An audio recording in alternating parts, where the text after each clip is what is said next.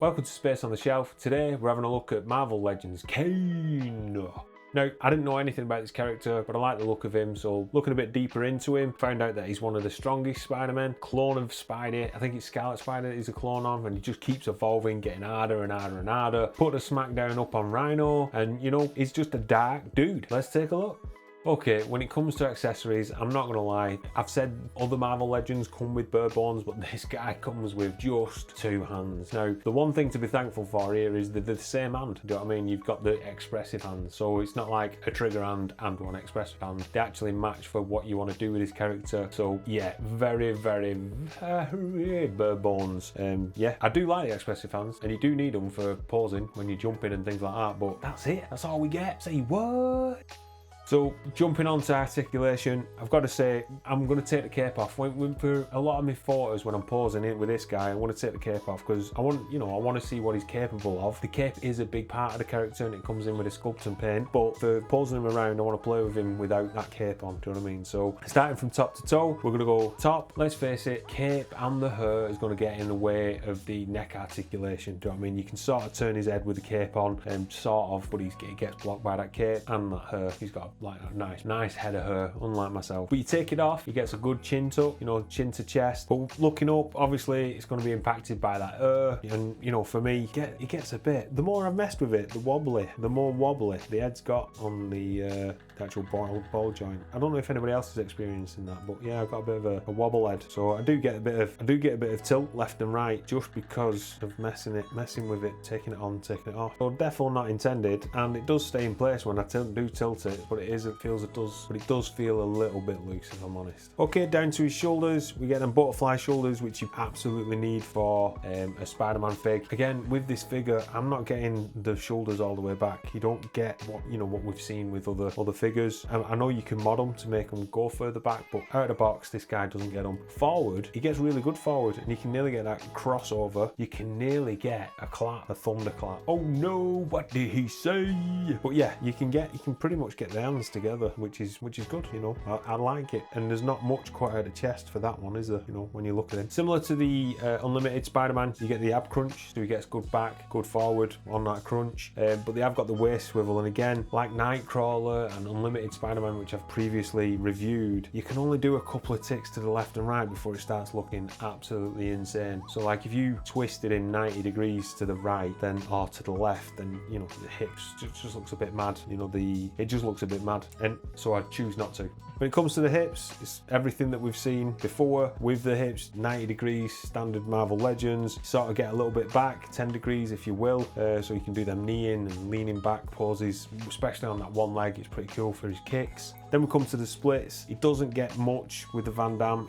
He gets quite far, but I wouldn't say he's low by any means. And you can mod it, but I've not done that just yet. And then with any Marvel figure, you get the thigh swivel. Always good for them sort of natural standing poses. Very important for me. I like the thigh swivel because it also adds when you're doing because it also adds when you put them in the air, them air poses. Just turn the leg a little bit out, turn the leg a little bit in. Don't know, just adds any sort of articulated area. If you move it a bit, it just looks a bit more natural for when you're doing things. Then we come down to the double jointed knees, pinless, beautiful. That's what we want to see. And then he's not got a calf swivel. Don't know why he's not got a calf swivel, but he's not got a calf swivel. Again, like the ones before him, so Nightcrawler I did and Unlimited Spider-Man, then you need a calf swivel with these type of figures to get that low, you know, balance when you're doing the crouching poses. However, it can be counteracted sometimes with some really good articulation around the ankle, but this guy doesn't have loads.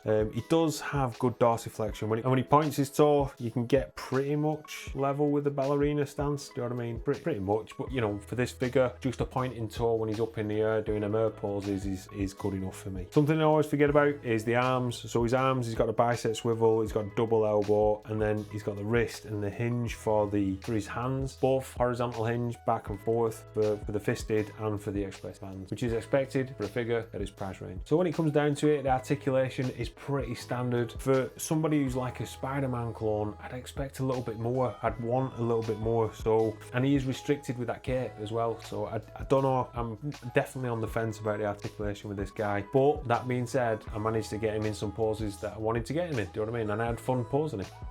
When it comes to Sculpt and paint apps, we're going to look at Sculpt first. For this guy, he's a very unique character, do you know what I mean? I don't think we've seen these sort of things on his arms before. We saw something like him in, you know, with Smythe for the animated series, but he's got the forearm spikes and the calf spikes, which, you know, a good representation of the character. But getting out of whack, let's start with the top. I'm going to go from his face. Head sculpt's spot on. I really like the way this guy looks. I love the lines on his face. I love his brow. I love that we've got a little bit of sculpt underneath his hair as well. The hair's mint. Anyone with long hair is a good one for me because I ain't got none. Going around his torso, so we've got these little sculpted lines all around his chest, and then on the back, just minimal. He's got a normal back, but he's got some sculpt lines that are around his these obliques and stuff. It'd be nice to know if he did have any on the back. I guess they've not put it there because generally the cape will cover those things up. In regards to the cape, it is a good representation of the cape that you'd find on Kaine. I like the look of it when he stood still, and I will put it on when he's on my shelf. But when I was playing around with him, having a pose with him, I don't want that cape on. I don't want it limiting what I do with him. So you just keep the pink band that comes also with the cape just on that figure. Going down his arms and his legs, you can see on the sculpt, it's similar. He's got this like the webbing or whatever it is. He's got the blue webbing all around it. All looks good. Suits the figure. It's all raised. And again adds to that uniqueness of this figure. One thing I noticed when I was posing him about is if you look at his forearms, right near the end of the forearms, you get like a little spider just before his wrist.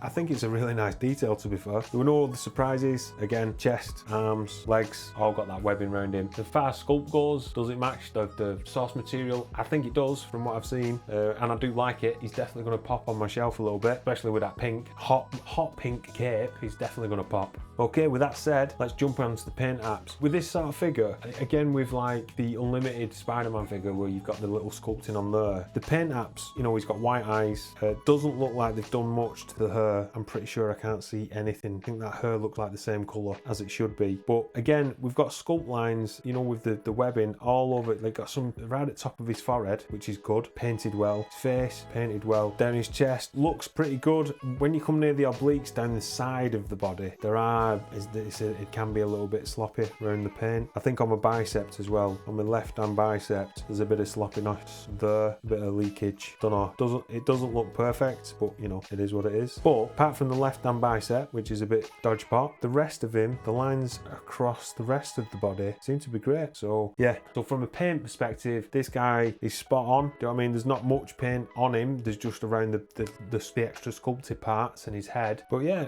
overall, unless you're looking with a microscope, which I did do and I have to do when I'm doing a showcase of a figure, like I've been pausing him all yesterday and I've only just spotted the bicep, the left hand bicep sloppiness and a little bit of sloppiness on the obliques. Can it be seen by the camera? I don't think so. Can it be seen by, you know, like the human eye from a bit further away than right close? I don't think so. Does it matter? Of course it does. When we're buying a figure for 25 quid, you know, we want to know that the paint apps are there. Overall for me, does this paint and sculpt represent that character? Is it the best version that we've got of this character in the line? Absolutely. So I'm liking the paint and sculpt on this guy. Time for them lineups.